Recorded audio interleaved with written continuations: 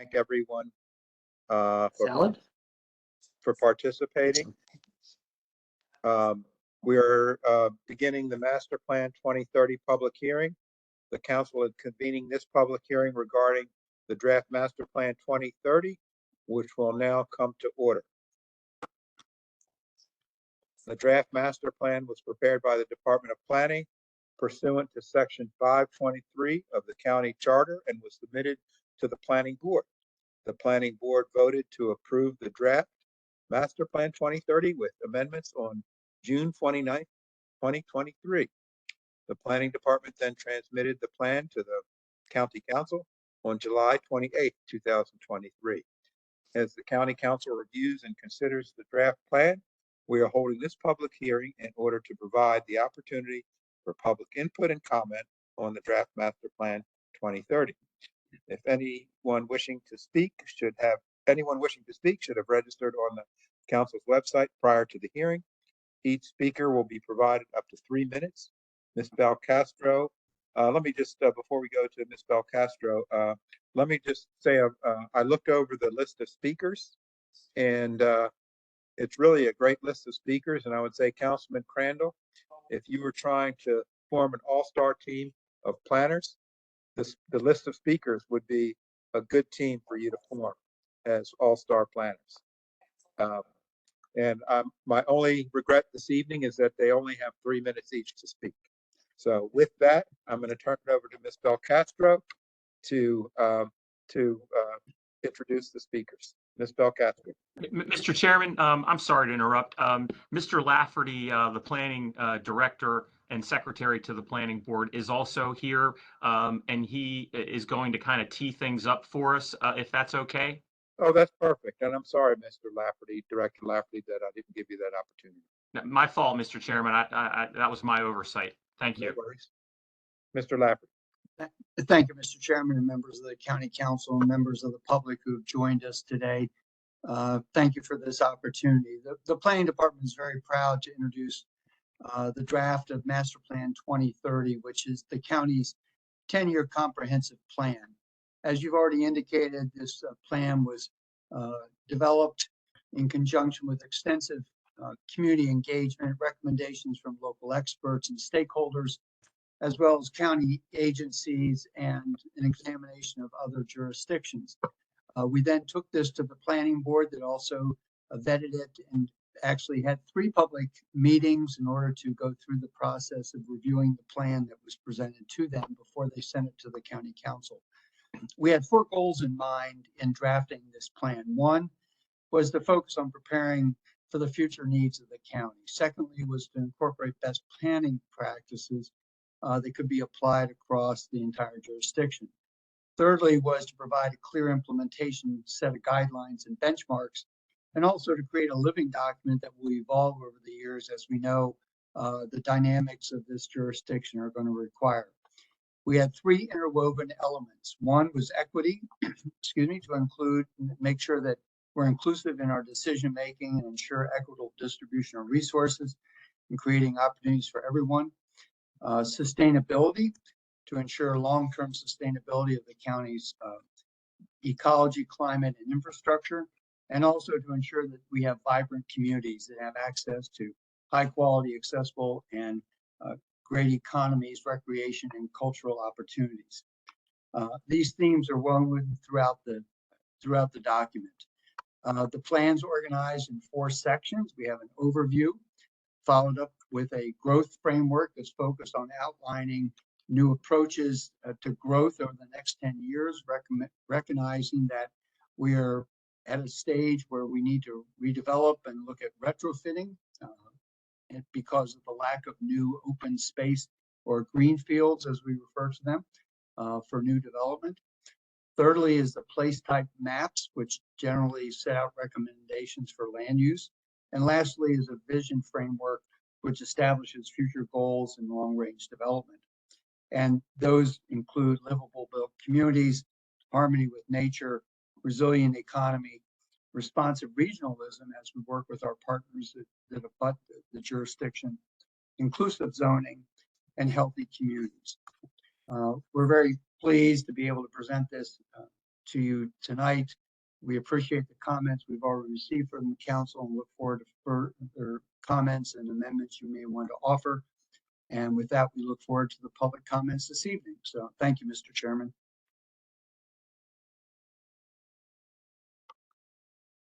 Thank you, Mr. Lafferty. Appreciate your comments and your efforts in the master plan for 2030. So let me now turn it over, unless any of the members want to have a comment, ahead of time. I'm going to turn it over to Ms. Belcastro to introduce each of the speakers. Ms. Belcastro. Thank you, Mr. Chair. Since we're doing this virtually, I will time the speakers. I would just let you know when your time is up to wrap up your comments. I will elevate you as a panelist, so you'll be able to turn your camera on and unmute yourself while you're giving your testimony. And our first speaker this evening registered is Nick Stewart. Mr. Stewart, you are now a panelist. Great. Thank you. Good evening. My name is Nick Stewart. I'm the co-founder of an advocacy group called We the People, Baltimore County. We consist of longtime county residents who have decades of experience working with developers and attorneys to create good plans and good projects. And so, we were formed 2.5 years ago with really just a simple reason to advocate for the county to make the most of this Master Plan 2030. You'll hear from 4 of us in our group tonight. I'll help set the stage first. You'll hear from Pat Keller, who is the county's longtime planning director, regarding the master plan's vision for the county and ensuring that we rezone only after we have an updated master plan, because that's common sense. You'll hear from Marcia McLaughlin, Baltimore County resident that served as Howard County's planning director. She will discuss the critical role of mixed use projects. And the key here is that PUDs are broken. And finally, you'll hear from Klaus Philipson, who you all know, who discuss pollution, housing, and implementation. Ultimately, it's our belief that the county is at a crossroads. We don't have enough housing, and the housing we do have is old but expensive. It's at crisis levels. We'll run out of it, green space to develop within the URDL, as Mr. Lafferty said. So now we have to redevelop, and that's harder and more expensive to do. We lack open space for residents, and our watersheds are polluted. Because of all these things and more, we've experienced for the first time since the 1920s a decline in our population. Fortunately, we have the tools to solve the problem. First and foremost among them, we believe, is this master plan. For too long, this document has been treated as truly just aspirational. That's in fact what the county's website says. But it's one that, if it is aspirational, can be disregarded when the going gets tough. And that's not the point of this document. It's to plan in advance for the crises we face, to unlock a promise of a future that's more equitable and prosperous. It covers not only housing and environment and transportation and school crowding and economy, but all of those things, all of the systems of life that make county life worth living. And it should be comprehensive enough to provide a clear pathway forward that we can truly implement. Master plan that the planning department prepared was a terrific start, at least in our opinion. It addressed all those systems in an innovative, creative, and comprehensive way. It wasn't just business as usual. But unfortunately, the planning board did drastically weaken the planning department's language and arrested the momentum for meaningful change. So we have submitted a detailed flow chart as to the types of changes we would ask for. You'll hear more about that tonight.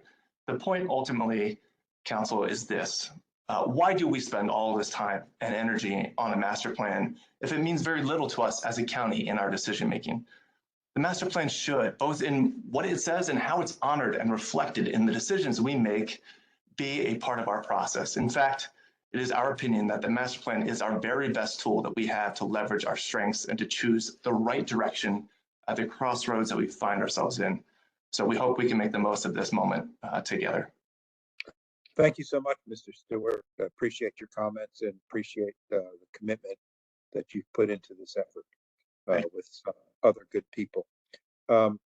We just got a note from Ms. Stansberry that we may not be transmitting a great signal because of the storm, and I can tell you that my lights flickered twice, and I thought I was going to go dark for just a little bit. So let's all remain nimble in this, and if someone disappears, we know that the storm has affected someone that's on as a speaker or as a council member. So Ms. Belcastro, if we could move on to the next speaker. Certainly, Mr. Chair. Our next speaker is Pat Keller. Mr. Keller, you're on as a panelist.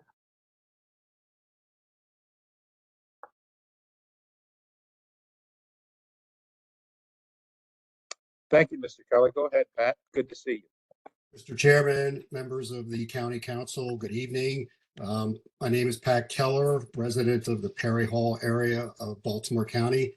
And first, I see Steve here, Director Lafferty, and I wanted to thank you personally for the master plan and your staff's work. It was I know, a huge undertaking. You guys did a fantastic job. Following on Nick's beginning, the master plan does establish a meaningful direction for future growth. And without some of the changes we're suggesting, we think it can be reinforced or replaced back to how the Department of Planning originally had wanted it to go. It calls for revitalization and redevelopment of existing areas. I think that was a great step forward. We backed away a little bit from calling the growth areas and the typologies that were created were really good, but this means that we were directing dollars and resources to with inside the URDL where about 90% of us live. The planning board, as you probably are aware, is attempting to open the door on that and expanding the URDL. And our group feels like that is certainly a watering down of where resources and efforts should go in terms of supporting existing communities, in terms of retrofitting our revitalization areas and areas that are targeted for more growth and development. So what we'd like to request the county council is to delete the planning board language and return to the original planning department language regarding the expansion of the URDL. Another item is that the master plan is often ignored or contradicted. The planning department's draft clearly recognizes that we as a county are at a crossroads and proposes to revitalize and redevelop areas as a process they defined as called retrofitting. The only way this is going to work is if the county is disciplined and focused on how it directs its resources. The planning board has weakened and de-emphasized this strategy. And while it's appropriate to continue and grow where the county zoning provides for it, the county must focus on retrofit areas. And so to that extent, we are suggesting that the planning board language, which states, however development may occur anywhere within the URDL, does in sense water that down, and that we should stick with the topologies that were created by the planning department, that were suggested for redevelopment, and focus on those areas. The other part of that is decisions for capital improvements and county agency initiatives should be required to state how they meet the master plan. I think that's something we don't do very well. I know the capital budget's quite extensive and county agencies have different projects that they initiate, but when they get into a new project or a new budget, we should say, how does that meet the goals of our master plan? The next item is the sequencing of zoning and development. And I think this needs to be given some serious consideration. So in terms of how the planning process works, you do a plan, you do a study, you do a master plan, you do a community plan, you look at adequate public facilities, you look at how the area is going to serve that, then you zone it, and then you put in the appropriate water and sewer. And as you all know, this is totally out of sync. We have a 4-year comprehensive zoning process, and I think you all are probably keenly aware of how that impacts, especially in light of this current master plan, and with COVID, with the delays, how that sort of impacted with our comprehensive zoning. And as a community representative, we're looking at the 2030 master plan and the typologies. We're looking at the 2020 master plan and the transects. And so all this really needs to be, sorted out. And in that regard, what we'd like to request is restore the planning department text that calls for alignment with the CZMP and the master plan. And we think that can be done maybe on a 5-year cycle with a sort of a master plan update. So we know that it can be done. Also restore the planning department text that calls for sequencing of county actions and provide consistency with the development process and the review process. And this will certainly help us residents in getting through getting through projects, understanding how they fit into our communities with the zoning and also the planning for our areas. So that concludes my section of our presentation. Thank you so much, Pat. I just want to publicly acknowledge that you were an outstanding planning director for Baltimore County. You left your mark on this county in a very positive way. So thank you for everything you've done. Thank you, Mr. Chairman. to Perry Hall. And I'm sorry, yes, let me move on to Councilman Marks. Yeah, and briefly, I want to thank Mr. Keller for his service, both in the county and with the Perry Hall Improvement Association, as well as Mr. Bendler and the others we will hear from tonight. Thank you. Thank you, Councilman Marks. Anyone else have any comments or thoughts they'd like to share with Pat Keller? Yes. Councilman Ertel? Yes, Chair. Pat, you said the planning board weakened some of the language. Was there anything in particular that sticks out to you that we Yeah, should there were some changes, and we will get you written copies of that, Councilman, so you can see those specifically. I don't want to go through them right now, but we will get you a complete list of things that we felt that the planning board watered down from the Department of Planning. And I know Director Lafferty probably would rather not speak about that, which is fine. But at any rate, we can get those to you, Councilman, and a list of those and where we think there might be some changes that could restore some of these original actions. Okay. Thank you, sir. Appreciate it. Thank you, Councilman Ertel. Thank you, Pat Keller. I think when you speak to Steve, you're speaking to Director Lafferty. You're speaking from experience in a place that you've been and done well. Any other questions for Mr. Keller? Thank you so much, Pat. Thank you. Ms. Belcastro, our next speaker. And Mr. Chair, our next speaker is Marsha McLaughlin. Okay, Ms. McLaughlin, thank you for joining us. Good evening. I'm not sure how to get on the video. Wait a minute, here it is.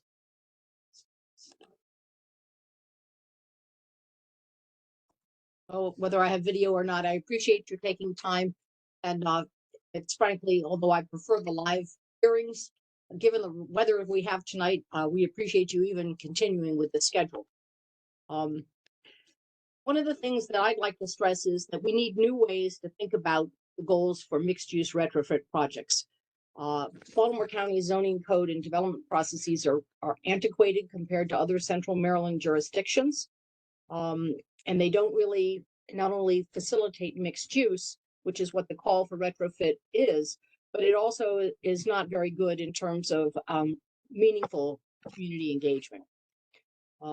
We have had single-use Euclidean zoning for a very long time. So while the master plan calls for retrofit, we don't have a lot of opportunities for doing mixed use other than kind of the one-of-a-kind creative effort through the PUD process.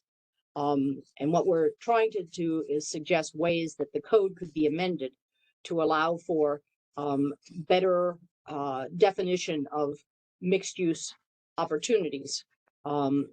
That is often done in other central Maryland jurisdictions, either through a TOD zoning overlay or through other kinds of overlays. Most of the other jurisdictions have considerable experience with overlays. The overlays are usually structured to promote revitalization of older areas. And they're going in the direction of mixed use, all walkable, bikeable, friendly, transit oriented, adding more open space, greener, better quality design standards.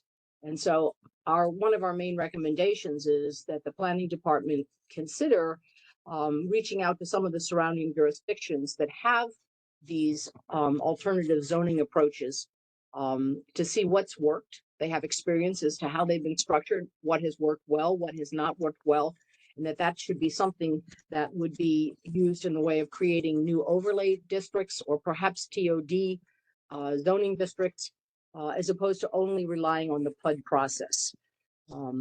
The requested county actions then related to this are three. One is develop a new transit-oriented development district to promote transit use for higher density and mixed-use development that is green, walkable, bikeable, and has open space amenities to make it an integrated center for the community. Second is to develop and approve overlay districts for which the zoning can be implemented outside of the CZMP. Part of the process is, it's a challenge. The planning department identified many retrofit locations. However, they aren't going to all be developed at the same time, and they aren't all going to be developed the same way. There needs to be a way of allowing, as the opportunity exists, whether that's through updating a community plan or by a new ownership in a particular property, allowing the evolution of a new mixed-use retrofit on a particular site. And so the comprehensive zoning process can identify some of those, but there will be others that come along as we are moving through the implementation of the master plan process that will need to be rezoned. We do not believe that the rezoning process using PUDs has been effective. So we need to develop overlay zones, and there may be several different types of overlay zones, which could be, again, gleaned from talking to surrounding jurisdictions about what may work at varying levels of intensity in different kinds of locations. And that we would like to know also how some of those jurisdictions have dealt with preserving existing character. There are some places along our radial corridors that are old and need some revitalization, but there is a definite established community character. And it would be important to be able to enhance that character rather than having a single zone that just says we expect a total tear down and a total new construction. And finally, PUDs have strayed from the original intent of promoting innovative projects. And they sort of become, as I said earlier, the go-to tool whenever underlying zoning is no longer functional. However, the negotiation process is often a great burden to the communities. They are supposed to be providing community benefits, which often materializes, a check to the local fire department or perhaps a check to the community association.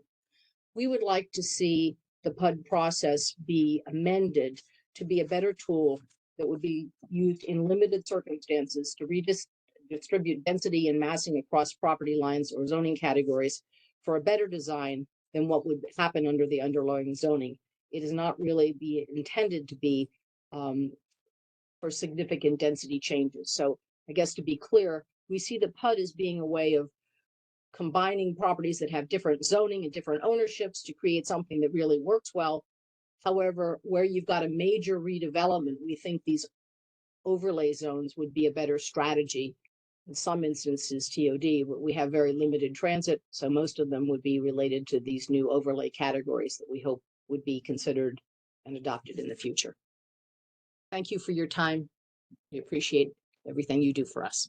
Thank you so much, Ms. McLaughlin. Are there any questions or comments for Ms. McLaughlin? Well, thank you. Councilman Marks, could I ask you to take over for just a moment? There was, in facilitating the meeting, I had a large bang on the other side of the house as the wind came by, and I need to do a little reconnoitering to see what happened over there. So if you wouldn't mind facilitating the meeting until I return, I would really appreciate that. Sure, absolutely. Thank you. Who is the next speaker, Ms. Pocastro? Certainly, Councilman Marks, just one moment.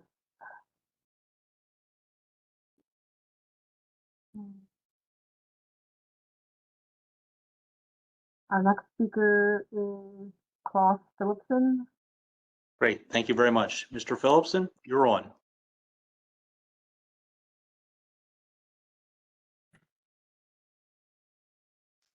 Okay, good evening.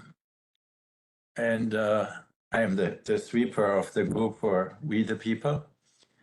And want to thank you for the opportunity to speak tonight and wrap it up for our group. So I wanted to emphasize in closing here that we are really in favor of the county council to adopt the master plan in the spirit that it was originally conceived. We think it does recognize correctly that the county is at the crossroads and that it needs a new type of master plan than the previous one. So we think it is generally on the right track in spite of all the various critiques that we are issuing tonight, and many of those have to do with the changes that were made in the Planning Commission. So appropriately for tonight, the first item I wanted to address in this context is stormwater and the elimination that the reference to climate change that the Planning Commission had taken out. And obviously stormwater is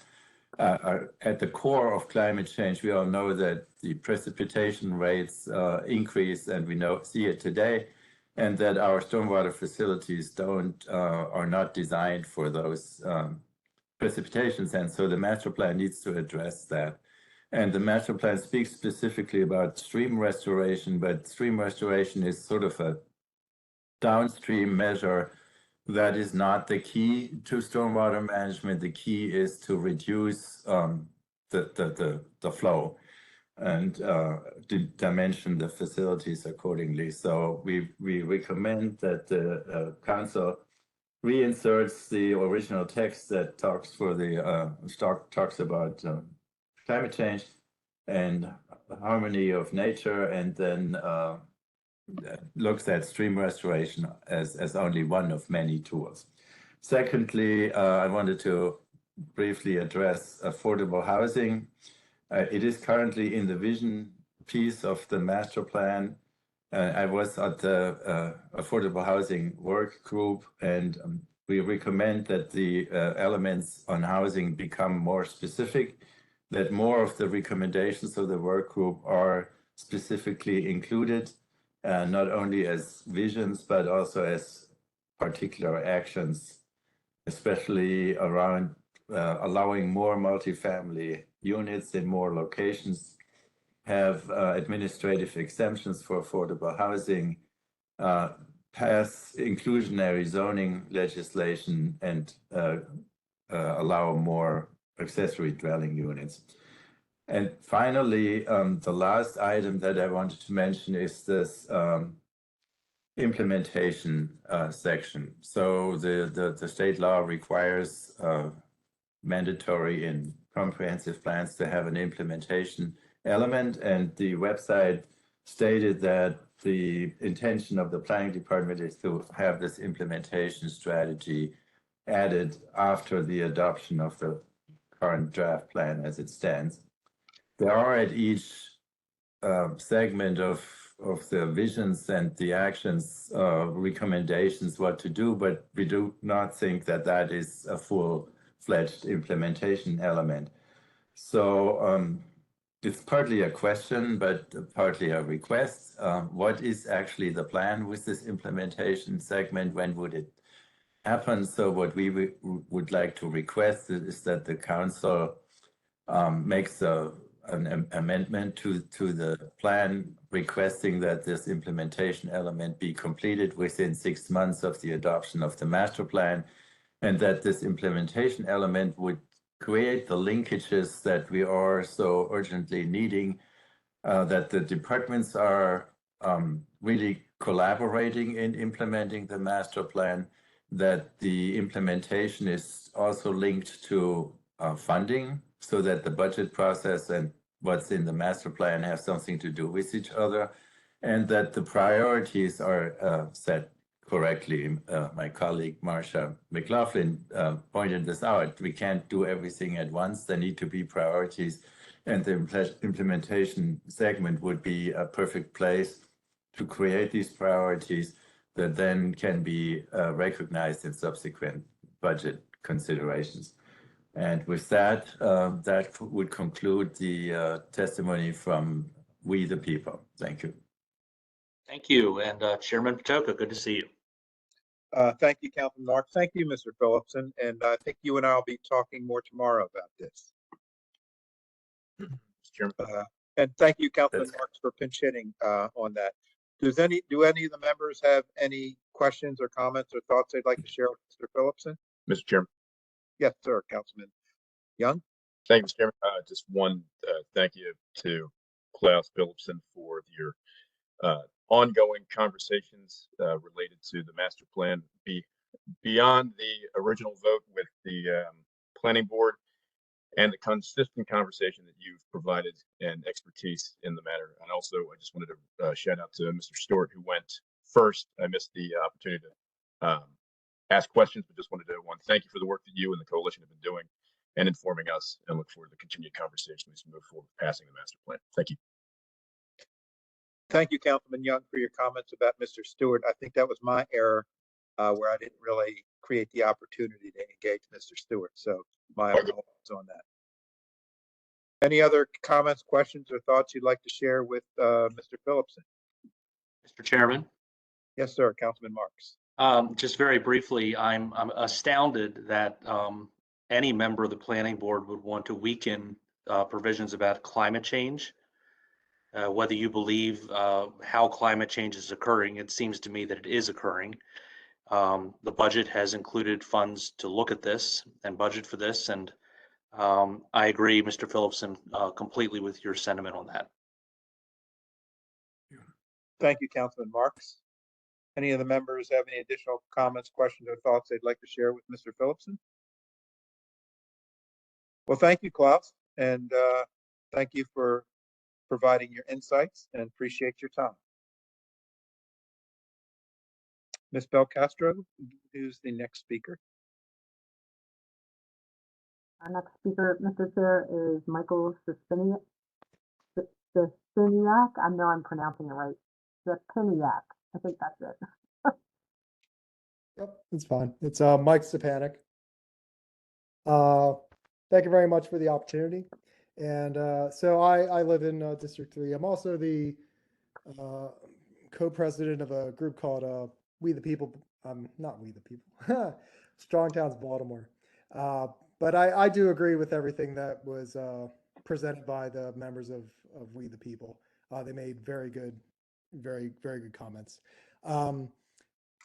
So in my mind, there's two simple rules for healthy neighborhood change. Number one, no neighborhood can be exempt from change. And number two, no neighborhood should experience sudden radical change. So for decades, Baltimore County has not abided by these two simple rules. We have allowed parochial interests to dictate really essentially a build nothing development posture. The result has been communities countywide that are frozen in amber, exempt from change. And this is not healthy or natural. In fact, prior to World War II, it has no historical precedent. Communities exempt from change do not grow. A county full of low density communities that do not grow eventually runs out of money. In the county's current low density suburban communities, too many miles of expensive road and water, sewer, storm drains and sewer infrastructure, and trash collection, snow removal, and school bus services, they're spread across too few households. Every household either needs to pay significantly more in terms of taxes, or we need to add more households. The pressure is building. If we don't want cataclysmic change in our county, or even worse, broad-based decline, then we need to tolerate gradual change everywhere. While that is not what this master plan will do, it gets us a whole lot closer to that than the current state of affairs. We need more households and the tax revenue they'll bring to help pay for simply maintaining everything that we've already put into place. We need affordable housing. And I'm not talking subsidized, it's just simply affordable. We need to move away from the never-ending battle of neighbors versus developers, and instead position neighbors as developers. It is critical that every neighborhood be allowed by right to evolve to the next logical level of development intensity without any special permitting or approval of neighbors or added conditions. The connected neighborhoods called for by this master plan are a very valuable step toward that. I encourage you, please embrace the different place types established by this plan. Let the county's residents know where growth and density is going to be allowed and embraced so they can plan for and sort themselves accordingly. We need to stop the current really build nothing development posture from remaining entrenched really in every corner of the county. Baltimore County, it's stagnating. We need this plan.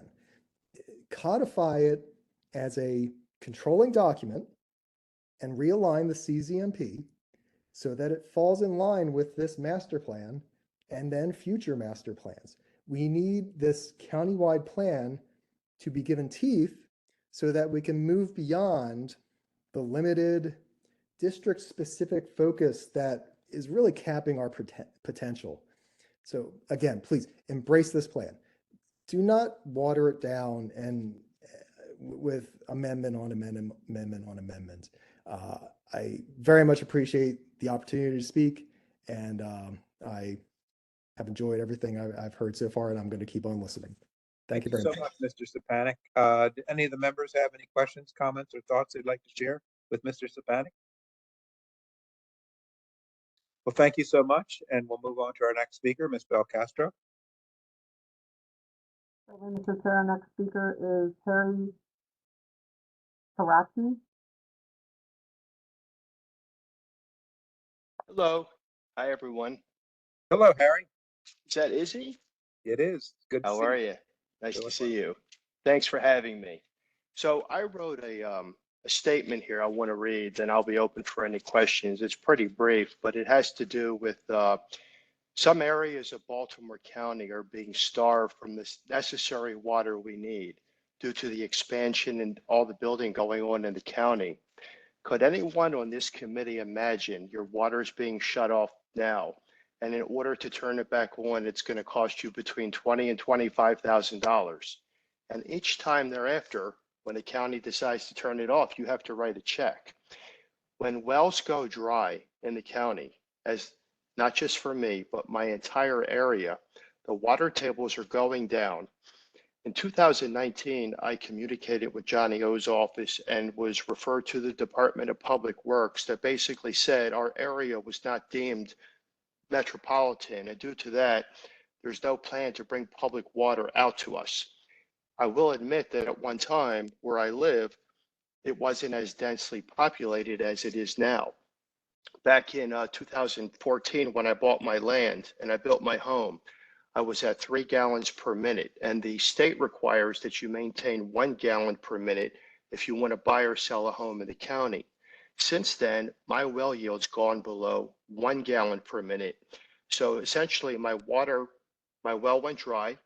I had to pay the well man $25,000 to basically put a new well in, and I'm still not at 1 gallon a minute.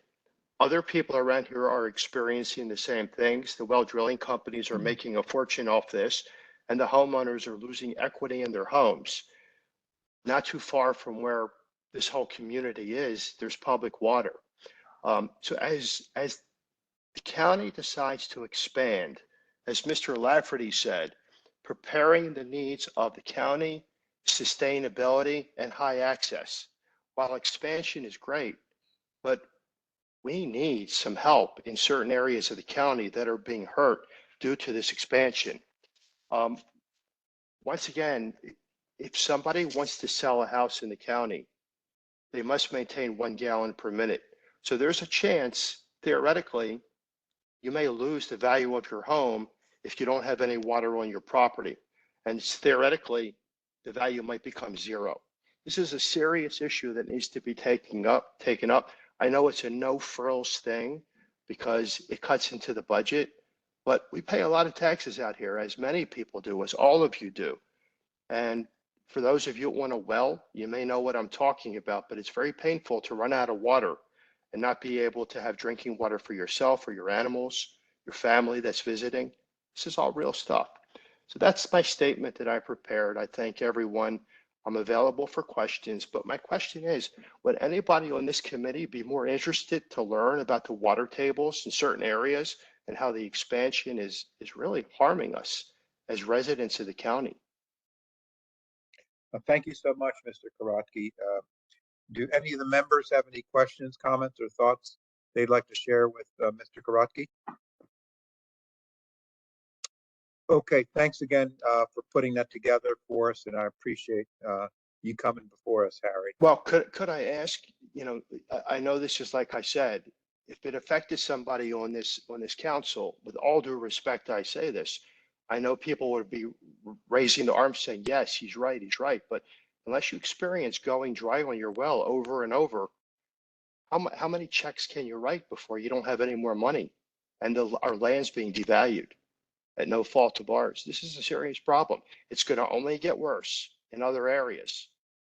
So Harry, it's a fair point that you bring to our attention. As part of the process, we'll take your comments, and as we begin to deliberate into what our how we finalize the master plan before it is put for county adoption, we'll consider your comments. It's something that we'll deliberate over, but appreciate you bringing it to our attention so that we understand how this affects you and your neighbors. yeah, it's a big problem, and it's going to get worse. It's going to get a lot worse. Not just Okay. for our area, but other areas in the county. So I hope Thank you, and thank you for Okay. bringing it forward on behalf of you and your neighbors. Okay, well, I thank everybody for their time. Sure. Have a Thank you. Thanks again. Ms. Belcastro, our next speaker. Certainly, Mr. Chair. Our next speaker is Robert Bendler. Mr. Bendler, welcome. It's good to see you here, even if it's virtual. Can you hear me? Yes. Oh, well, thank you. My name is Bob Bendler, and I am the president of the Essex Middle River Civic Council. I have two specific requests. Number one, please remove the classification of special use from the Lafarge Quarry site. As you're aware, the property is currently zoned RC8, and the county council recently rejected a PUD calling for the same uses that are being proposed in this special use classification. Placing it in this same category as Trade Point Atlantic is totally contrary to the intent, purpose, and desire of the county council's actions. So please remove that special use designation. My second request is, some of you may recall, maybe not, 15 years ago, the county council recognized that Middle River had become a de facto growth area.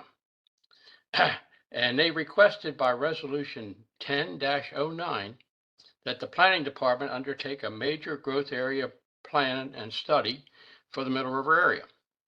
In the 2020 master plan, the need for such a plan was identified and recommended. If you look at pages 70 through 80, and this was never done. Here we are in the 2030 plan. And once again, the need for such a plan for the greater Middle River area is recommended in the plan. And while this is encouraging, and the county administration has promised to make this a priority, there remains concern as to when this will be undertaken. Please consider adding appropriate language in the 2030 master plan, emphasizing the urgency of this matter, and to the extent possible, mandate that this study and resultant plan be initiated as soon as possible, preferably as soon as the master plan is approved. It's been delayed, and basically the wishes of the county council and the wishes of the communities have been ignored since the days of Joe Bartenfelder, who introduced resolution 20-09 and 2020 master plan, which elaborated all the reasons why such a plan was needed, and nothing is happening. So please see if there is some way that you can convince the county to undertake this very important initiative. Thank you. Thank you so much, Mr. Bendler, and thank you for your service to Baltimore County over many years. I think Councilman Crandall wanted to share some thoughts with you. Yes, sir, Mr. Chair. Hey, Bob, how are you? I'm good, thank you. I just want to thank you for your years of excellent stewardship of the Essex Middle River Civic Council, first of all, and then just a question on a personal note. How's the neighborhood doing right now with the potential of a storm surge. Are you seeing flooding in the neighborhood now yet, or? Well, certainly the tide has risen and the many of the boats that are still in the water, and there aren't many left in the water, as you know. Right. Fortunately, this time of year, most have taken their boats out, but many piers are underwater. Already. Already, yeah. Yeah. But most people who live in the water, on the water, realize these kind of things happen and they're prepared. So I'm hoping that we don't experience any of the major issues we had during Isabel. That was a Sure. horrible experience. And I think it taught us all a lesson. And many of us are much better prepared for it. I know I am. And I'm concerned. I am going to leave this session for a few minutes and go out and double check on all my moorings and what have you. But I think most people are prepared, and I know the county is. I mean, I've heard from the county administration, I've heard from the county council, I've heard from the delegates. Everyone is alerting me that they're ready, they're prepared, and Yeah, correct. We just left previous to this hearing, we had a work session, and Director Walker from DBWT indicated that her folks and the EOC folks are ready to go and deployed and ready to help where help is necessary. But I do agree with you, and I relayed this I said almost the same thing that you did to a colleague of mine a little while ago, a colleague here on the council, that our waterfront folks are, this isn't their first rodeo. They are very hardy people, usually prepared for something like this, unless it gets really bad, like you've had to experience in the past with Isabel, as you mentioned. So hopefully all goes well tonight, and everybody makes it through as high and dry as possible. Thanks a lot, Bob. well, thanks for thinking of us. Yeah, Mr. Chairman. Sure, Councilman Marks. Yeah, if you see me popping in and out, it's because I'm making a lot of phone calls, and I'm staying in touch with Middle River and Bowley's Quarters fire companies, and the water has crossed Bowley's Quarters Road, the 800, 900 blocks. It's still passable, but not for long. So you're right, Councilman Crandall. It's a hardy community down there, but this is certainly a very challenging storm. Mr. Bendler, thank you for your comments. The County Council agreed with you about the Lafarge Quarry previously, and I've told you privately that I agree with a lot of your concerns there, and I certainly support that small area plan for Middle River. Thank you. Thank you, Councilman Marks and Councilman Crandall. Do any of the other members have any comments, thoughts, or questions they'd like to share with Mr. Bendler? Well, I can only say I'm very pleased, Izzy, that you are now the chairman. I've known you for years, and with your planning background, the council couldn't be better served during the time of the CZMP and this master plan. So thank you for taking on that chore. Thank you so much, Bob. Todd, is your hand up? Did you have another comment, or is that up from before? No, Mr. Chair. Apparently I left my hand up inadvertently. Okay. Well, thank you so much, Bob, and good luck to you and your neighbors, and wish you guys the best going with the storm tonight and into the future. Thank you. Take care. Ms. Belcastro, we have another speaker. Our next speaker is Eric Rockel. Okay, Mr. Rockel, thank you for joining us this evening. Yes, good evening, Mr. Chair, members of the council. Given the limited time, I will confine my remarks to the master plan's impact on Lutherville, Timonium, and I want to concentrate on what are called the core retrofit areas or nodes. The plan proposes 3 nodes for Lutherville, Timonium, and it's within these nodes where planners wish to concentrate redevelopment activity by encouraging high-density mixed-use developments. Each of these nodes is more or less circular in shape and their sizes range from about a half a mile in diameter to 2/3 of a mile in diameter. Now, I have many problems with these nodes recommended for Lutherville Timonium. Make no mistake, I'm not against redevelopment, but I think it needs to be more targeted. Each of these nodes shows areas within the node that are not appropriate for redevelopment. For example, the southern node includes part of Lutherville Elementary School. Is the plan to sell off part of the school for redevelopment purposes? I don't think that's the intention.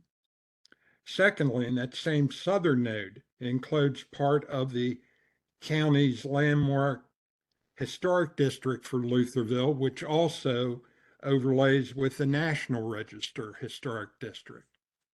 It suggests that this area within the historic district is suitable for redevelopment undermines the past efforts at historic preservation that have been undertaken by county, federal officials, as well as the local citizenry. That's not appropriate. So what was the intention of including that? I don't really know. Secondly, if you read the master plan's methodology contained in the growth framework section, it talks about the methodology they use to develop these nodes. And on page 18 of the growth framework section, it shows the areas throughout the county with the highest scores. Now, only one of the 3 nodes for Lutherville is shown as being in a high score area. So it would seem to me that maybe the other 2 nodes are superfluous. Finally, all 3 nodes contain significant areas where existing residential subdivisions are. And I'm not talking about subdivisions that are in decline or need to be redeveloped. These are places with homes that range in value from $400,000 to $900,000. And they certainly should not be part of a redevelopment area. Even more incredulous to me is the fact that in the other 2 nodes, the central node and the northern node, these neighborhoods are separated from the rest of the node by I-83. Now, what is the purpose of that? It's described and stated in the master plans that nodes include adjacent residential properties that support walkable redevelopment. So my basic question is, how can these areas on one side of 83 have walkability to the other side of 83? The planners aren't suggesting that they create an overpass or an underpass on 83 to get to the other side of the node. No, it's rather the fact that the node was configured improperly. I'd like to conclude by pointing out one other thing that the master plan mentioned specifically.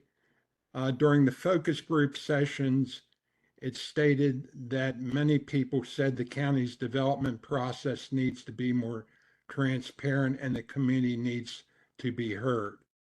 Well, in the umbrella group that I'm part of, Greater Timonium Community Council, we did an online petition to see what the neighbors felt about the proposed TOD development at Lutherville Station that would include a mixed use. And we had over 2,200 signers indicate that they were not in favor of that. I hope that the council, the county authorities will hear that voice. And I thank you for giving me this time tonight. Thank you so much, Mr. Rocco. Does anyone have any questions, comments, or thoughts they'd like to share with Mr. Rocco? Okay, Eric, thank you so much. Good And evening. Mr. Castro, let's move on to the next speaker. Mr. Chair, our next speaker is William Kinsley. Okay, thank you, Mr. Kinsley, for joining us. You can begin. Good evening, Mr. Chair and County Council. Thank you for coming out tonight in this storm, albeit by video. As the council prepares its master plan, please do not ignore some immediate concerns that may impact future developments. An example of such an immediate concern is the plan by the Maryland State Highway Administration to sell right-of-way along Perring Parkway. It's about a mile below the Beltway exit 30. And as I learned today, this sale is only open to bids from property owners whose land is adjacent to the land to be sold. My wife and I are among those dozen or so property owners in the 7800 block of Westmoreland Avenue. And while we may submit a bid for the 3 acres of wooded property that the State Highway Administration plans to sell this spring, it doesn't ensure that that wooded property will be preserved. So my question is this: what measures can the county council take to preserve and protect this wooded land that's a natural habitat to deer, fox, rabbits, and other wildlife, including a stream that runs in that area? Such conservation on the part of the county government is certainly in keeping with the principle of harmony in nature as proclaimed by the American Planning Association, cited in the master plan overview. So with that, I'll conclude and take any questions that you may have. Thank you. Thank you so much, Mr. Kinsley. Do any of the members have any comments, questions, or thoughts they'd like to share? Councilman Ertel? Yes, William, thanks for that item. This is the first I'm hearing of that, and I will talk to our state delegation about how we might be able to better handle that situation.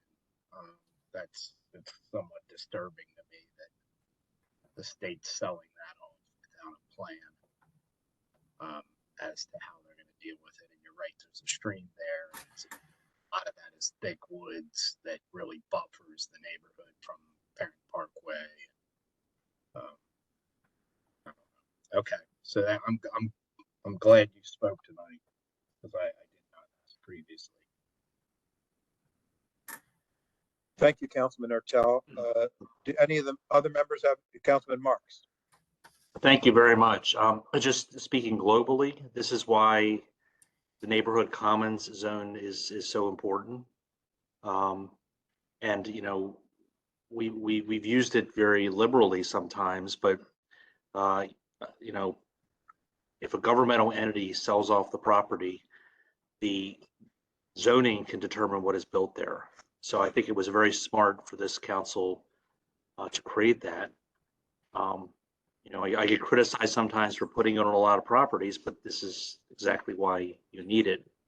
Would I commend Councilman Ertel? He's always been reaching out, and I think he'll work very productively with the state legislators, as he always does, to try to help you. Thank you, Councilman Marks. Any other comments, questions, or thoughts that anyone would like to share with Mr. Kinsley or related to neighborhood commons? Well, thank you, Mr. Kinsley. Appreciate your comments. And we'll move on to the next speaker, Ms. Belcastro. Our next speaker is Susan Williams. Okay, Ms. Williams, thank you for joining us. Good evening. Congratulations, Izzy, and I'd like to thank the entire County Council and Mr. Lafferty for this opportunity. I have reviewed the master plan, and I'd like to give kudos to the planning department. I really thought that the retrofitting nodes was a very creative tool for moving areas forward. Just for information for the council people, or I moved into the county 2 years ago, and I have been swept up by the enthusiasm of my fellow county residents, and have become the co-president of my neighborhood association, Pine Ridge. And I also got swept up and adopted by the Pikesville Commercial Revitalization PrAP group. So I've become very active. And likewise, I also submitted tonight my my background. I'm a planner with 48 years experience. I had the same time of planning in Baltimore City for about 25 years. I was chief of development while Pat Keller was in the county. And then I went and did private development. So I have a tremendous experience in land use and zoning. I'm a land use and zoning expert. And I only say that's important because, one, I think the plan is very strong and needs to be adopted as prepared. And as many of us know, one of the tools to land use development is the zoning code. The goal isn't the zoning code. The zoning code is a tool to get you where you want to go.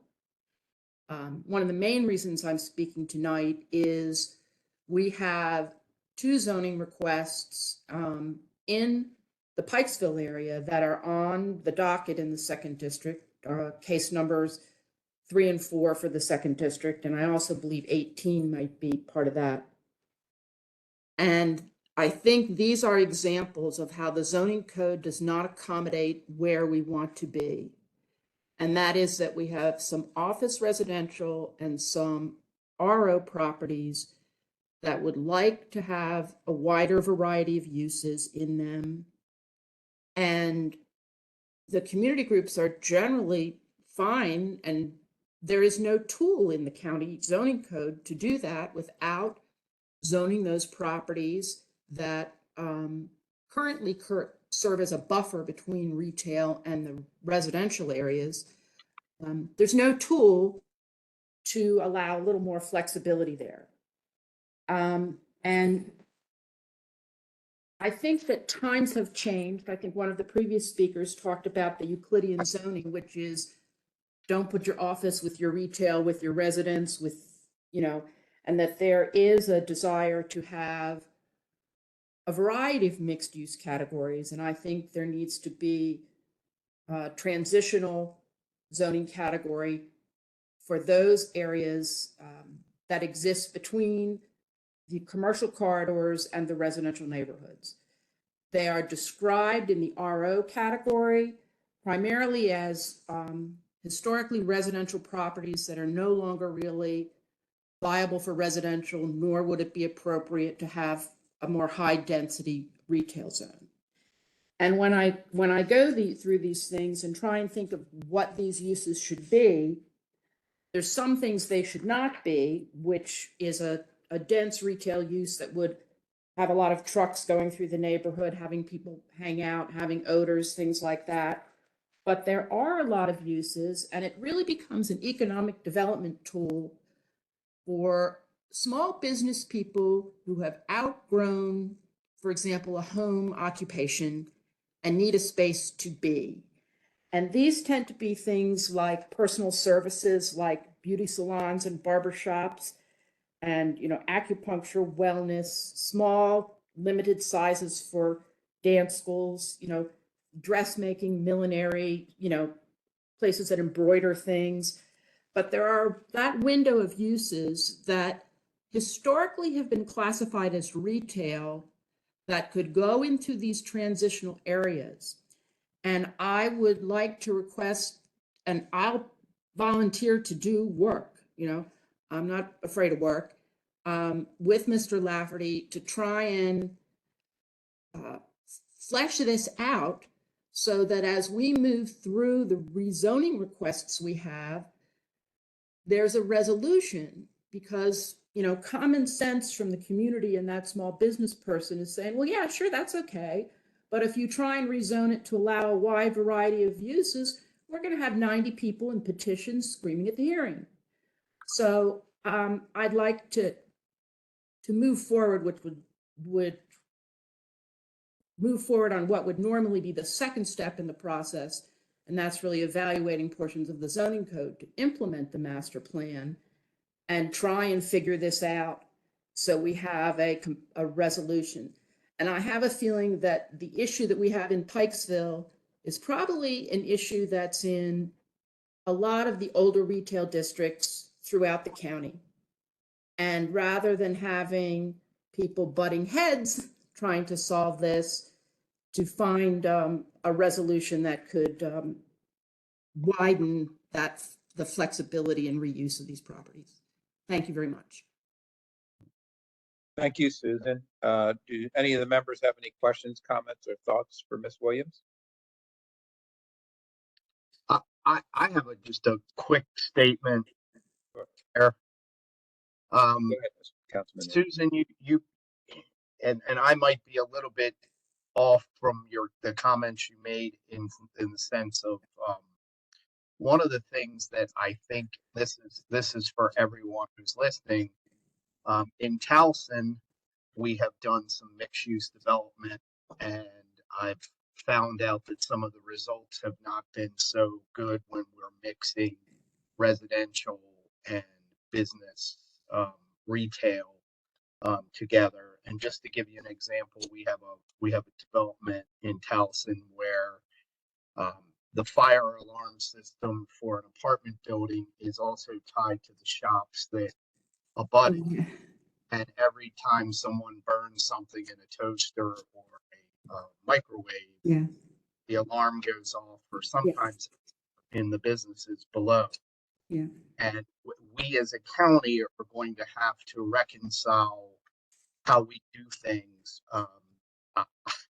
I'm constantly amazed that, we've been a suburban county for so long, and I keep saying this, we're becoming more urban, and we're not taking care of things like simple issues like fire alarm systems and sidewalks that are safe, because we have traffic speeding by at 40 miles an hour on a sidewalk that used to not many cars on a road next to it. So while all this planning is good in the master plan, we've got to get better in Baltimore County about how we're going to, we had someone talk from Strong Towns about how we need to, embrace all kinds of growth. There's a lot of growing pains that we're going to have to figure out. And, so we have this document, but we're going to have to, the devil, as always, is going to be in the details of how we work, how we continue to have a decent quality of life in Baltimore. I guess Baltimore City had that problem in the Gallery, which was one of the first major, enormous mixed-use buildings with the fire alarms, and that's a building code issue. But I have a lot of experience in development and standing between community groups and businesses who are at the beginning of the process very upset with each other and very afraid of each other, and have worked out thousands of issues. And I also really have probably a better understanding than most people about what's really going to happen when you change that code, and who's going to try and get around it, and what actually is the human impact of things. So I get it. And that's a good point. We have got to be able to bring in some people in this county who have dealt with this in urban areas, because we continue to do things, and it's like we're making mistakes that are causing a lot of problems. I'm happy to help. Use me. Oh, good. Oh, good. Well, we need you. Thank you, Susan. Thank you, Councilman Ortel. Are there any other questions, comments, or thoughts that any members would like to share with Ms. Williams?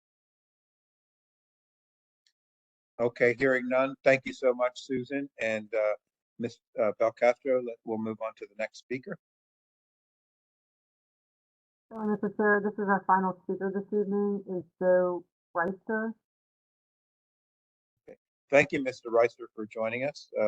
Please feel free to begin your testimony. Thank you, council members, and I'd like to say thanks to Mr. Councilmember Koch for all his leadership and representation. My name is Joe Reister. I am the president of the Stratford Community Association. I'm within half mile of one of the retrofit core retrofit areas. I echo what Eric said about some of the locations and them not being, you know, relative or relevant. And also, you know, it doesn't just impact the area in the circle, it impacts things all around it. So I would like to voice as a resident, not as a developer, resident of the county who's lived at this property for over 20 years. You know, you can't just tell me, hey, I'm going to do this concentrated development area and then, you know, change my plans and deal with it. So I'm, you know, planning on living here for a long time. I used to live in off of Cranbrook Road. And after my car was stolen a second time, I decided I would move away from the apartments and the high density housing. I had friends who moved into Newtown when it was first being developed. And of course, a lot of, you know, policies and try to, you know, include and do inclusion and everything else. And of course, they had to move away from there.